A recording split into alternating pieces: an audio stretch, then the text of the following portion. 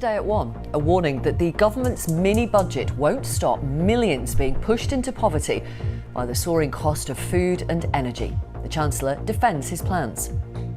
So whilst I can't solve every problem, and I've always tried to be honest about that, where we can make a difference, I want to, and the plan we announced yesterday will put billions of pounds back in the pockets of hard-working British families. This is the biggest fall in living standards this year since the 1950s. That's a disaster for working people, for the poorest people in society who are struggling. And I'm Ben Brown in Lviv in western Ukraine, where it is 1 month exactly since Russia invaded this country. The president of Ukraine has appealed to people around the world to come out onto the streets and protest against the war. In the occupied port city of Berdyansk, the Ukrainian military claim they've destroyed a Russian ship. And world leaders gather for an emergency summit in Brussels to discuss what to do next about the war in Ukraine. Here, the boss of P&O Ferries has admitted that sacking 800 workers without consulting unions broke the law. Also, on an official visit to Jamaica, Prince William says slavery forever stains our history. I want to express my profound sorrow. Slavery was abhorrent, and it should never have happened. Coming up on the BBC News Channel, Wales can move a step closer to qualifying for their first World Cup in 64 years if they beat Austria tonight.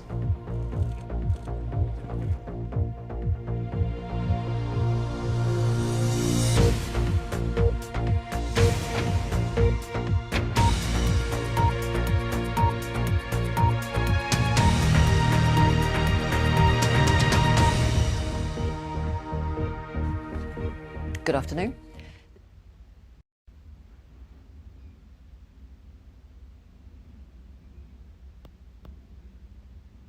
The weather now. Here's Louise Lear. Hi, Louise.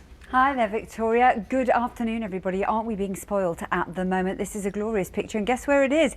It's at Sheffield. This was just a couple of hours ago, not hardly a cloud in the sky, and really glorious. The high pressure is still with us, and it's going to stay with us actually into the weekend as well. But there are some subtle differences today. You see this little frontal system toppling across the high. That's producing more cloud, and so slightly different story across Scotland, Northern Ireland, and northwest England and Keswick in the borders today.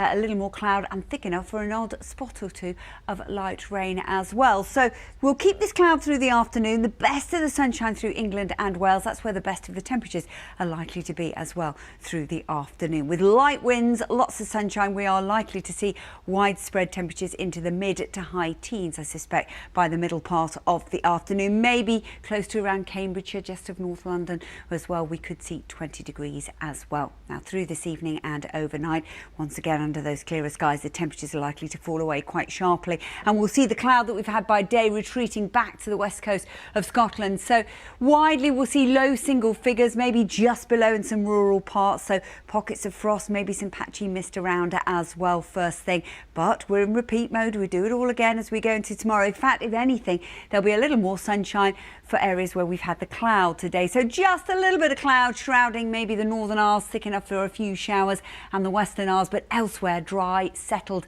sunny and warm. Highs once again 18 or 19 degrees with just a slim chance of an isolated shower, perhaps to higher ground into the afternoon.